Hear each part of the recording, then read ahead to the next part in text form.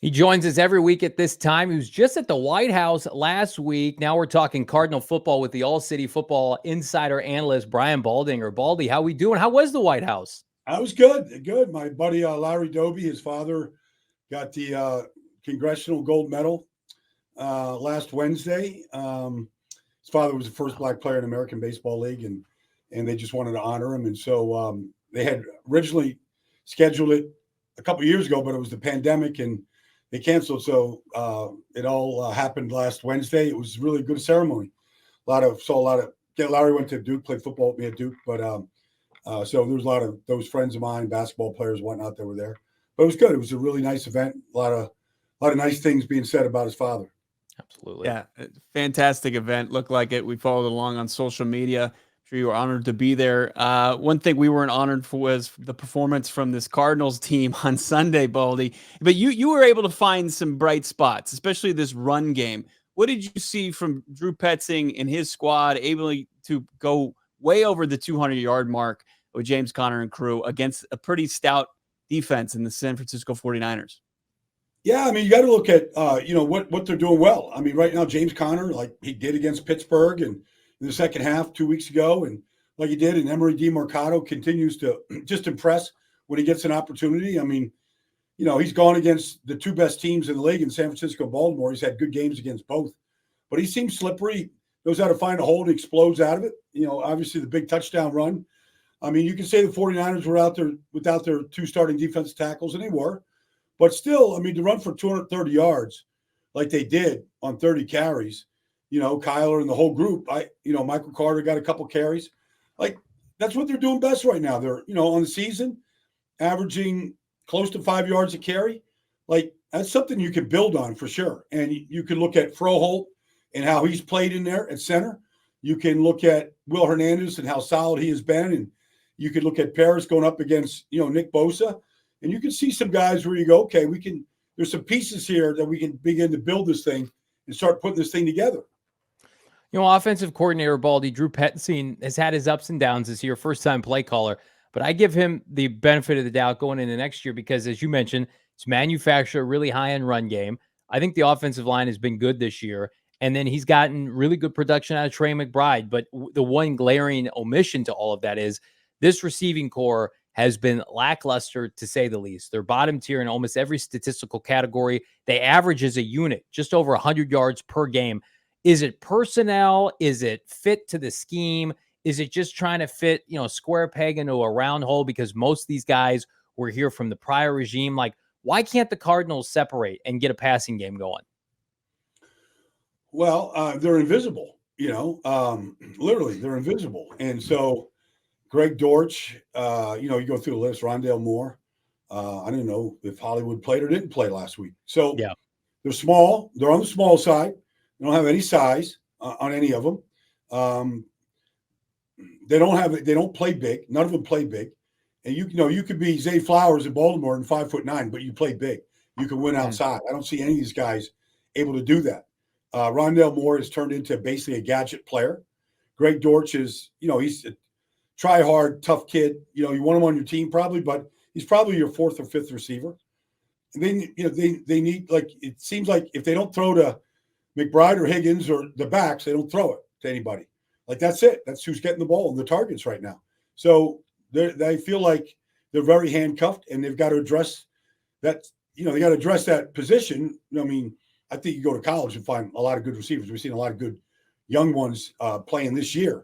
Throughout the league that are playing really, really well. But, whether it's free agency, trades, or the draft, I mean, they've got to pencil that position in as an upgrade, probably top 2 or 3 at least right now. Yeah, they're certainly going to have the cap space, the draft capital to address that position. How tough does it make it to evaluate somebody like Kyler Murray? And what have you seen from K1 through his 5 games since returning? Well, I mean, look, the pick 6 last week to Travarius Ward, I mean, look, he throws to McBride. 49ers, I mean, he stared him down now. I mean, Travarius is on his upfield shoulder. He's in zone coverage. There's a curl. I mean, you can only stare at a guy so long. I mean, any good back, and he's a good defensive back, is going to, like, pick your pocket. And that's what he did. Is that Kyler, or is that fact that where else do I go? I'm trying to get a completion here. It's a 7-7 game. We're driving. We need a first down. I feel like the question is valid. Like, I think it becomes hard to evaluate. And you don't see the touchdown passes that, you see the guy on the other side throwing to, and the core of receivers he has to throw to. And so I do think when you look at, 4 touchdowns, 4 interceptions, whatever Kyler's at right now, it's not, there's not a lot of statistics here. There's just not a lot of options for him right now outside of McBride.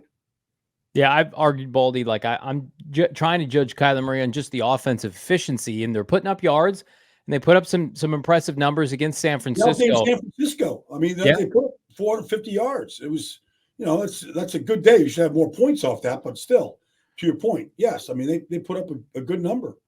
But they're also staring down potentially going 0-6 if they lose the finale against Seattle in the division. And I've always argued, this is the toughest coaching matchup for any new coach to go in a gauntlet every year, facing Pete Carroll, Kyle Shanahan, and Sean McVay twice. I mean, how do you think Jonathan Gannon has fared? And is this the best coach division in the NFL? Do you think? Well, anybody that was short selling the Rams coming into the season just doesn't understand Sean McVay. Yeah. I mean, they should have beaten Baltimore 2 weeks ago in Baltimore. Like, that passing game is elite. Mm-hmm. And that quarterback just is a spot thrower. I mean, it's fun to watch him. I don't know how he knows where these guys are going half the time. They're running these choice routes. It's impossible to defend. And then obviously San Francisco is the greatest show on turf in the modern era right now. And yes, it's difficult. It's difficult. I mean, we saw what Pete Carroll did last night to the Eagles. But, okay, like, he understands. I don't think Jonathan's trying to compare himself to anybody. Yeah. But I think that, he's going to see Philadelphia, Nick Sirianni, in 2 weeks in Philadelphia. He's going to see Pete. He's going to see a good young Chicago Bear team that should have won last week. I mean, all they're trying to do is just measure some level of success. Like, I remember Matt Eberflus, because I go on to Chicago with the guys up there for All City. And I was up there. I mean, I go on every week, but like 6 weeks ago, Matt Eberflus came out and said, we're getting better. It's just not showing up in the win column. Mm-hmm. And he was right. And now they beat Detroit. Like, they're beating Minnesota. They should have won last week. They're playing very good football. And defensively, they're a completely different team. And so these next 3 games, it's just good benchmarks. Like, where are we? Like, I think, you need to keep playing as hard as you possibly can, run for as many yards, go up and down the field as often as you can. Like, if you want to see some young guys right now, put them out there. If you're unsure about some guys or just guys on the roster, like, let guys showcase themselves right now. Whether they win these games or don't win these games, they're not going to get the number 1 pick. So you try to evaluate as many players as you can right now. And what is the future and what is like I go back to Dallas in 1989 and Jimmy Johnson. And look, they were 1-15 that first year. But they had Troy Aikman, and they believed in him. And they had a very good offensive line, even though they were 1-15. There was Stepnowski, and there was 2-A, and there was Gogan. Like, they had a good line. And so they had a line and a quarterback. They found that out, even though they were 1-15. So, they had building blocks that allowed them to turn it around very quickly. When you look at this roster with 3 games to play, we went into this season having a ton of question marks about the defensive line. And when you look at kind of the weight class disparity between a team like the San Francisco 49ers and the Arizona Cardinals, it seems like up front, especially defensive line for the Cardinals, that they just can't compete at that. Are you seeing the same thing? Well, I saw Christian McCaffrey do just about whatever he wanted to do. That's that wasn't a good place to showcase your defensive front. But I think they're undermanned there. I mean, I do. I think they've found some guys off the edge that are pretty good. But they attacked Gardeck last week with 2 tight ends, and if Trent Williams gets on you, you're not getting off him. That's just a very veteran, experienced group. Period. They have started. John Feliciano was in their guard, but they basically, and Trent Williams missed 2 games. But for the most part, they've been lining up and playing the same guys every week. All the tight ends. Debo missed a couple games. But, I mean, that's just what you get when you get continuity and you've got the best players at the positions in this league, when you look at Trent, Christian, probably Brock Purdy at this point, Fred, Nick, like you got the best players in the league at those positions. And Travarius Ward is an elite player and has been. And so, I mean, there's just a big disparity difference right now. You let us know you had to work Thanksgiving. You got to pick between Thanksgiving and Christmas. So you're off this weekend, get time with the family, I hope? No, I'm working on Christmas Eve. Okay. I got a game to do Christmas Eve, but I am off on Christmas Day. So yes, I will. I'm going to get back to the family late. Hopefully they're still up. There's something still going on when I show up, but yeah, I'll have the day off. So I'm going to take full advantage of it. Well, you have probably watch that 49er Raven game though at night. Yeah, probably that's sit down a good and one. enjoy that one.